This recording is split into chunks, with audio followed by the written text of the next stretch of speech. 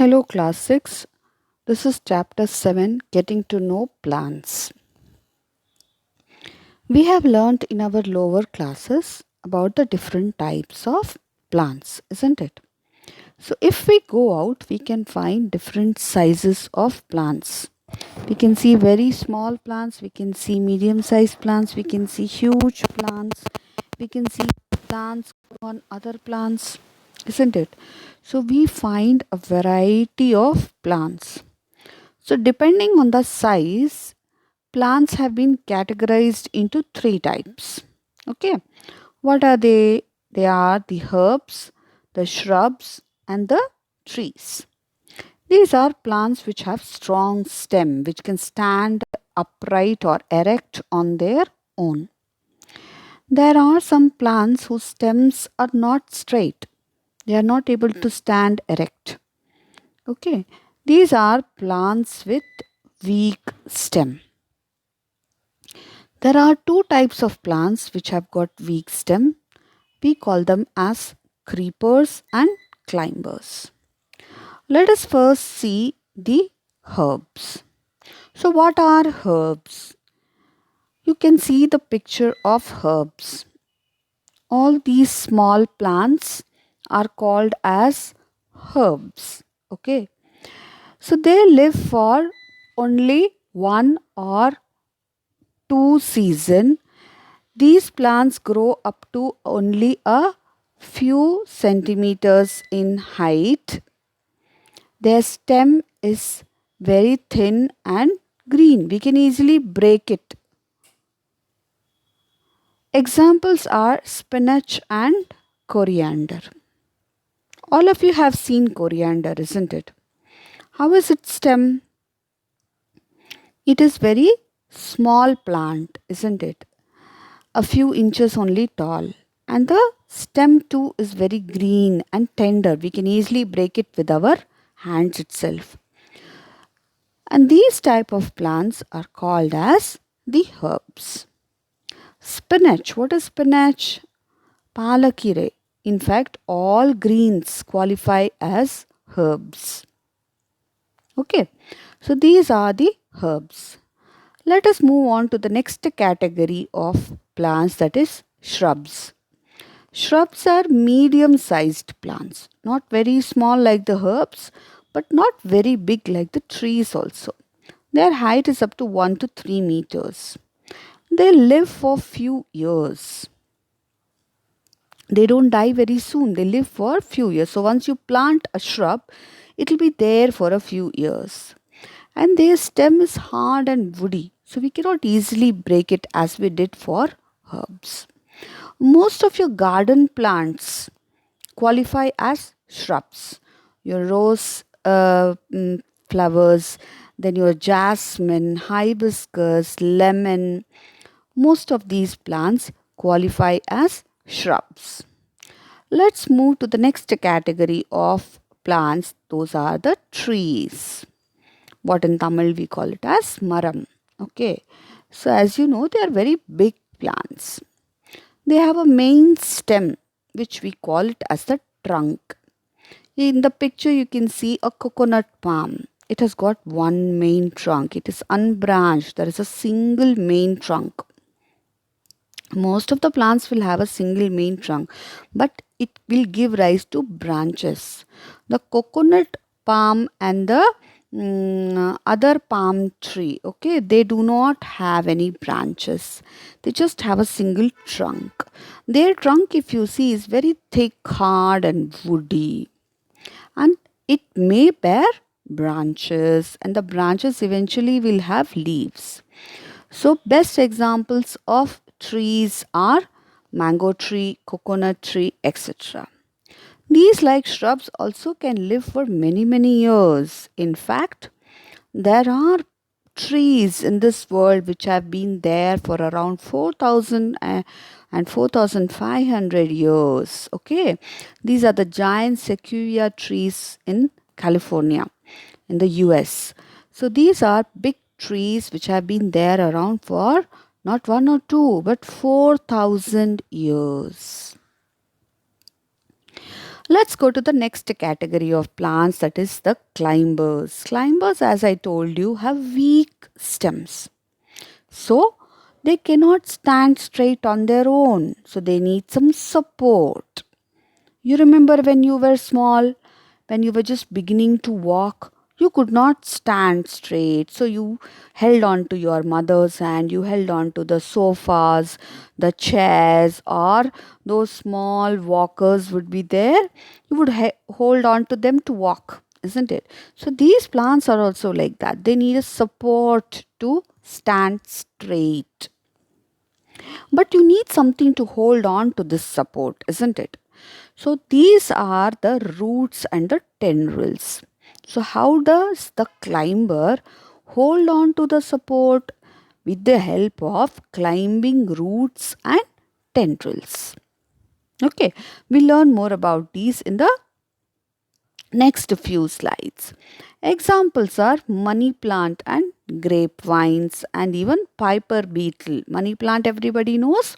These are decorative plants with beautiful leaves which we can find in our gardens.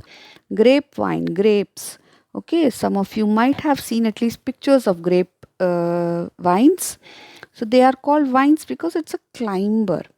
Then the other most common climber is your piper beetle or vettale as we call it in Tamil. Okay, this is also just like a money plant, but the leaf is dark green in color. This is also a climber which needs support. The next category of plants is the creepers. These also have weak stems, but since the leaves and the fruits are quite big, they are unable to stand even with the help of the support and they keep falling down. So rather they spread on the ground itself. That's why we call them as creeper. The best example of these type of plants are pumpkin and watermelon. Okay, pushnika and tarpusni. These are the creepers. Have you sometimes seen plants on the roadside, children, which you are not able to identify, which do not give you any flower or any fruit? Do you know what we call these plants? These plants are called as weeds. We call these plants as weeds. Weeds are unwanted plants. Why? Because they don't give us anything of benefit. Neither they give us fruit, neither they give us vegetables, nor do they give us any flowers. So most of them are called as weeds. So remember, what is a weed? A weed is an unwanted plant. Let's move on to the parts of a plant. So, what we have learned so far, plants can be of different sizes. They can be very small, like a coriander plant, or they can be very tall and big and strong, like the coconut tree. But whatever be the size of the plant, all the plants have few main parts.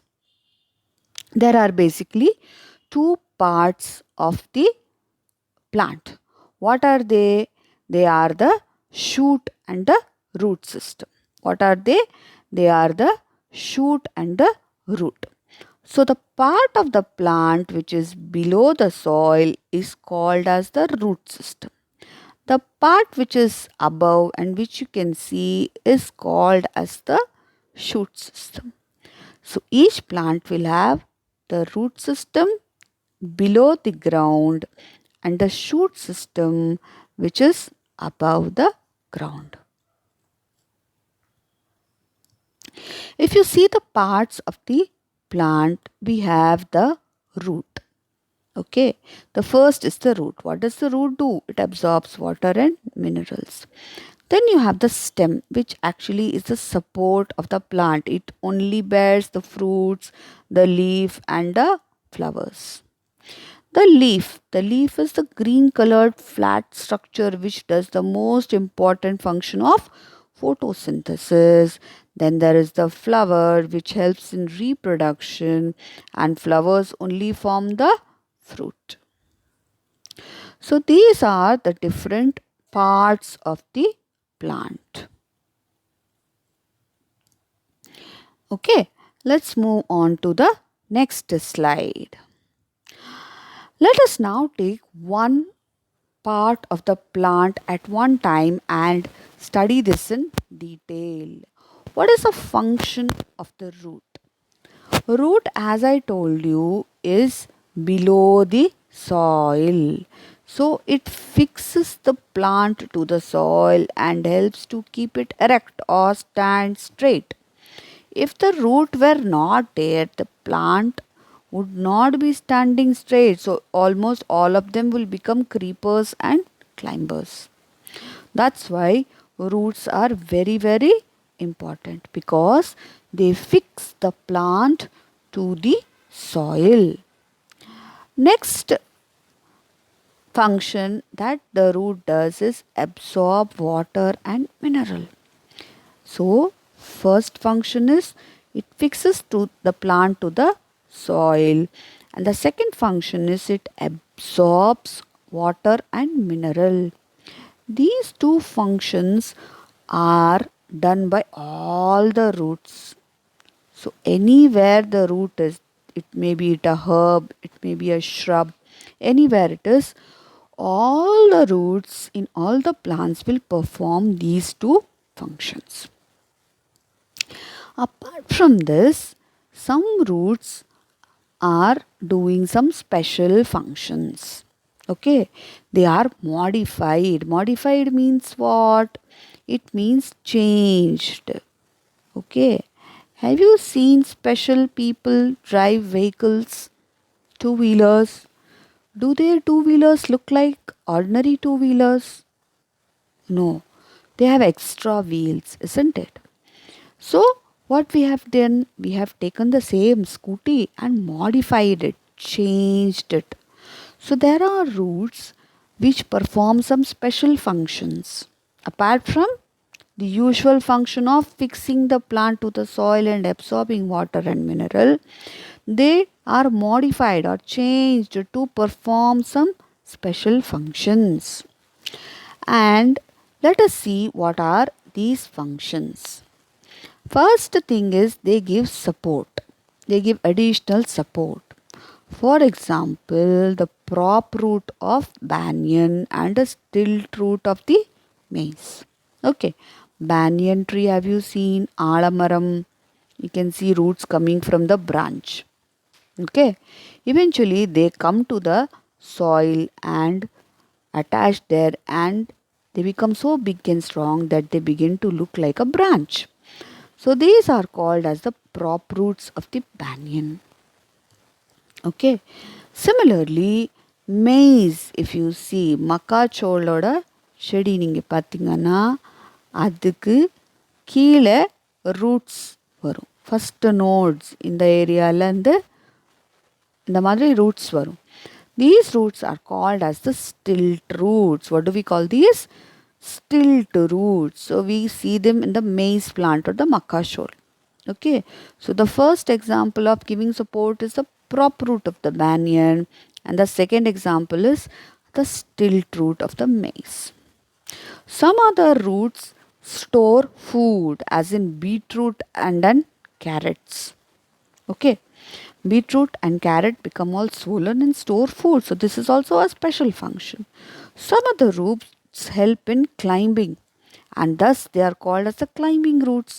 We can see these climbing roots in the piper beetle and in the money plant. Piper beetle, as I told you, is the vettale, and money plant is a common plant which we see in our gardens. So these are the common functions and the special functions performed by the root. Let's go to the next slide. Here in this picture you can see the special roots. Okay, as I told you, the radish, okay, or the mullangi, it stores the food. It has become all swollen and it stores the food. Similarly the beetroot, similarly the carrot. Okay, all of them perform the function of storing the food. Then here is the other modifications of the root. As I told you, this is the maize plant. Okay, this is the maize plant or the corn. Can you see these roots? Hmm? They come out and give additional support so that the maize plant does not fall down. And these are the banyan trees prop roots. What did I tell you? They are called as the prop roots. Can you see the roots coming down from the branches? They eventually hit the ground and become into a stem. So this is the prop roots of the banyan. And can you see these small roots over here? These are the climbing roots. Okay, what are they? They are the climbing roots. Climbing roots of which plant? This is the piper beetle. Okay, this is the piper beetle or the Vettale. So these are some of the modifications of the root. Let us see the types of roots. What are the two main types of root? The two main types of root are the taproot and the fibrous root. Taproot and fibrous root. You have got two types of roots. If you see the taproot, we have one main root like this. Okay. Then you have branches coming from there. And then they may again branch or give rise to hair. This is the characteristic of taproot. Where is the taproot present? Most of the dicot plants and trees. Most of the trees and shrubs around you will have the taproot. Okay. Whereas the fibrous root, if you see the edge of the stem, you can see a number of thread-like structures, all equal in size, coming out. So this is how the fibrous root is. And most of them are present in grasses. So in very small plants only you can find the fibrous roots. In big trees and shrubs, you find the taproot. Why? Because taproot can grow very, very tall and they can support or fix the plant very, very tightly to the soil. That is why taproots are seen in most of the big plants, but fibrous roots are only seen in the small plants like grasses. Let's move to the next important part of the plant, that is the leaf. Okay, remember children, leaf is where photosynthesis take place. Let us see the parts of the leaf in detail. This is very important children. Why? Because you need to know the parts of the leaf as well as you have to learn the diagram and label it. That's why pay special attention to it. Okay. So if you see the leaf, the edge of the leaf is called as the apex. Okay. And this is the base of the leaf. This is the base of the leaf and the apex of the leaf. This margin here, we call this as the margin. Okay. This whole structure, this flat structure, we call it as the blade, or there is another name for it. We call it as the lamina. We call it the lamina or the leaf blade.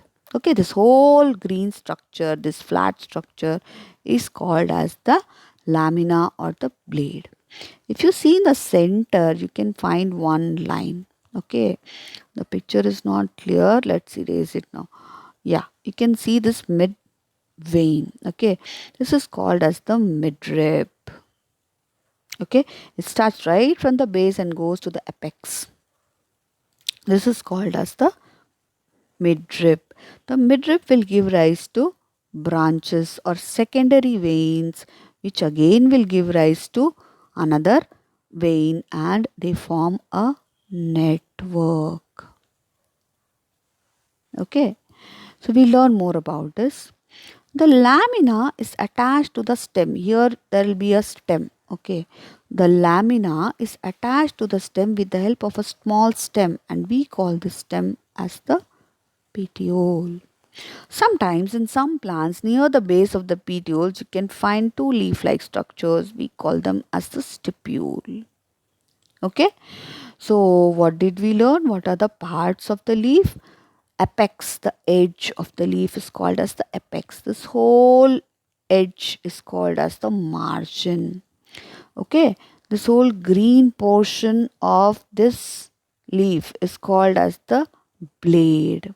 Then this is the base of the leaf. The middle vein is called as the midrib. The small stem which attaches the blade to the stem is called as the petiole. Okay, so these are the different parts of the. Let's now move to the venation. As I told you, the veins have special arrangement. What is this? What is the veins? Okay, what is venation? Venation is arrangement, nothing but arrangement. Okay, of veins is called as venation. Venation is of two types. They are reticulate venation and parallel venation. Reticulate venation and parallel venation are the two types of venation. Okay. So what happens in reticulate venation? Let us see the reticulate venation first. So you have the main midrib. From the main midrib you can have branches. These branches can again have branches. Ultimately they form a network or net, and that is why we call this as reticulate venation. Okay, we call this as reticulate venation. There is a very interesting connection between the venation and the roots. Okay, venation is always connected to the roots. How, you may ask? Reticulate venation always has taproot. So, if the leaf has reticulate venation, it definitely has got taproot. Okay, so how to draw reticulate venation? You must draw the lamina first, the petiole, the midrib, and from the midrib you have to draw the secondary veins. These secondary veins can again give rise to tertiary veins, and they will all attach eventually and form a network, and we call this as reticulate venation.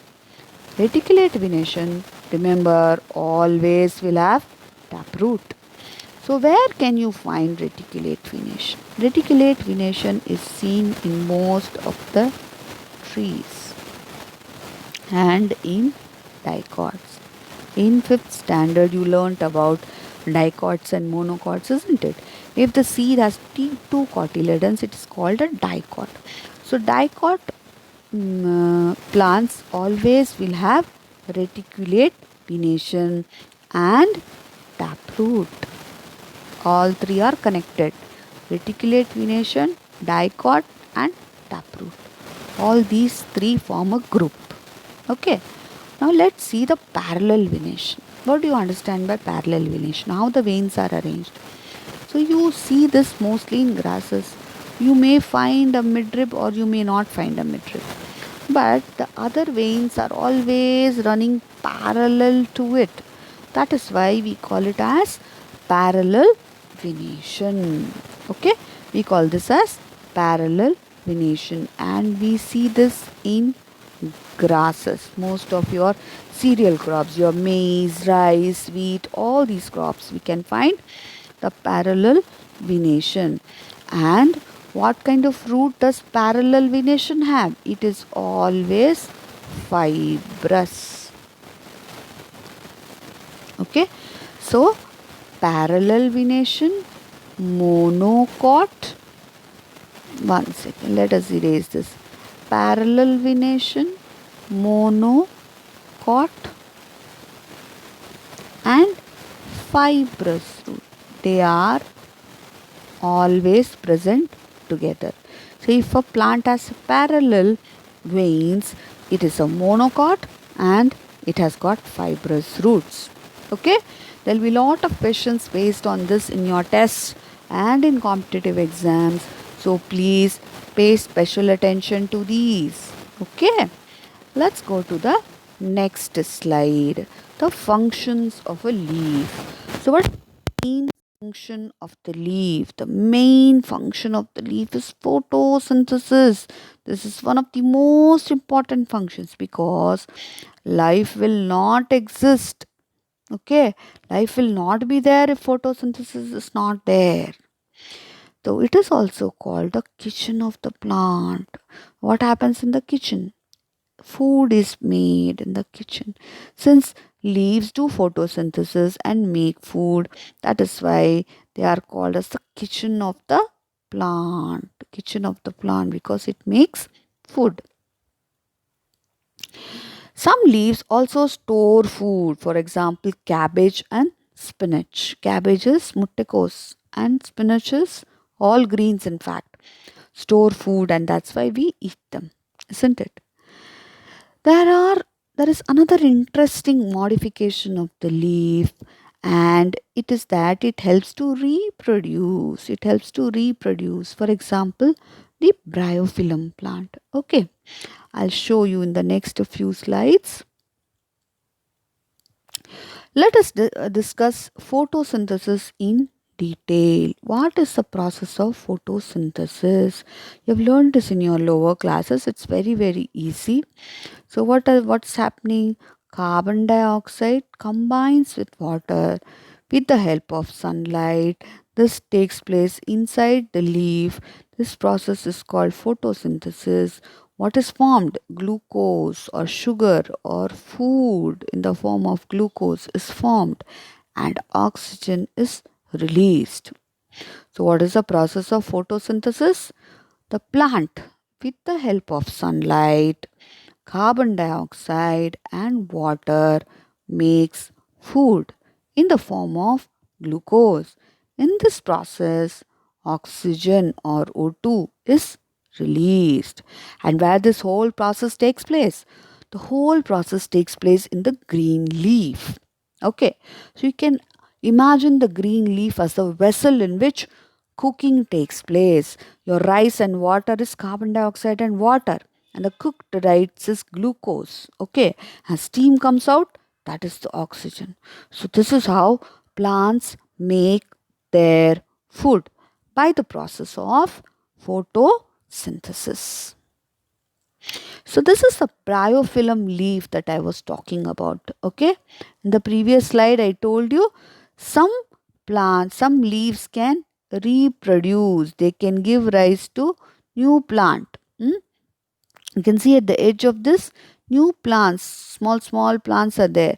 Once they get separated from this leaf, they will start to grow like a new plant. Okay, so these are in fact baby plants, you can call them.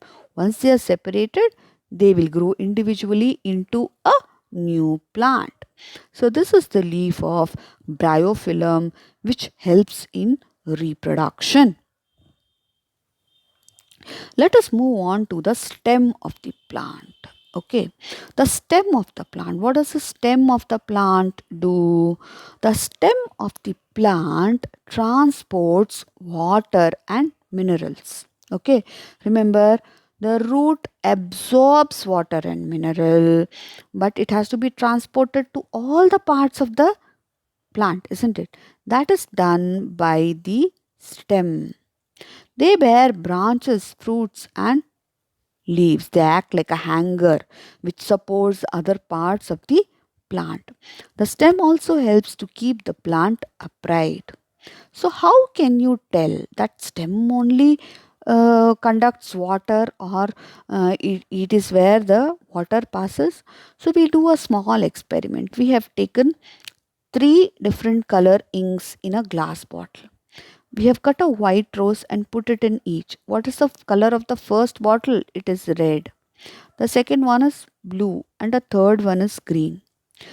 Okay, you cut the white rose and put it inside the stem should be there inside the colored water and leave it for few hours.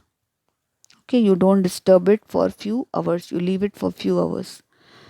After a few hours, when you see the color of the white rose has changed, the rose dipped in red has turned red, the rose dipped in blue ink has turned blue, and the rose dipped in green color has turned green. So this experiment proves that yes, stem indeed conducts water, okay, to all parts of the plant. So like other parts, stem can also be modified or changed to perform special functions. Here you see beautiful cactus plants. Hmm? Cactus plants or desert plants. In desert plants, the stem modifies as the leaf. It becomes the leaf. It starts to perform the photosynthesis. Here, second picture, you see what is that? It's a potato. Potato is a modified stem, so it stores food.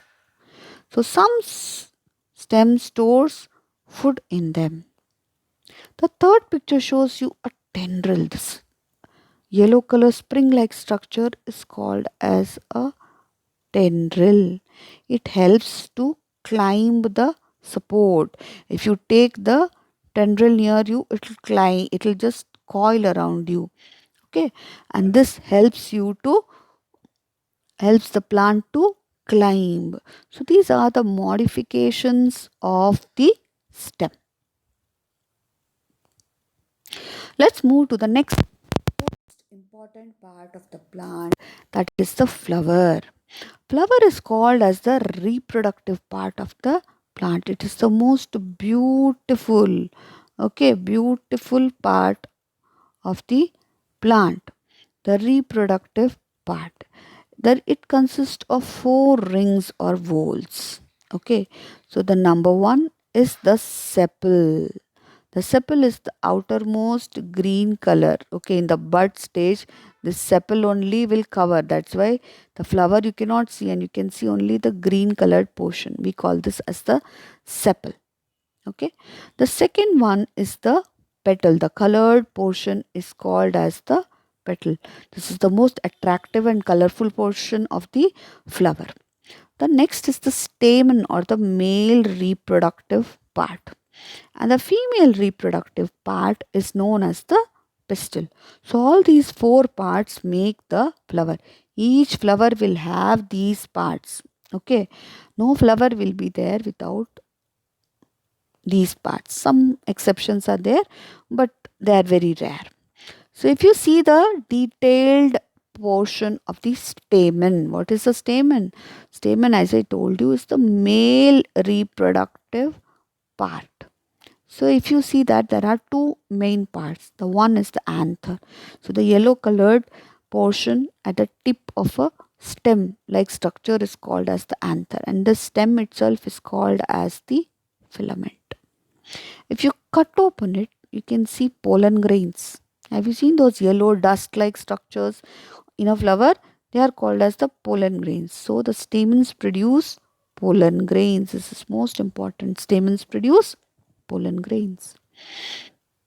If you see the pistil or the female reproductive part of the flower, there are three parts. What are they? Each is called as the pistil.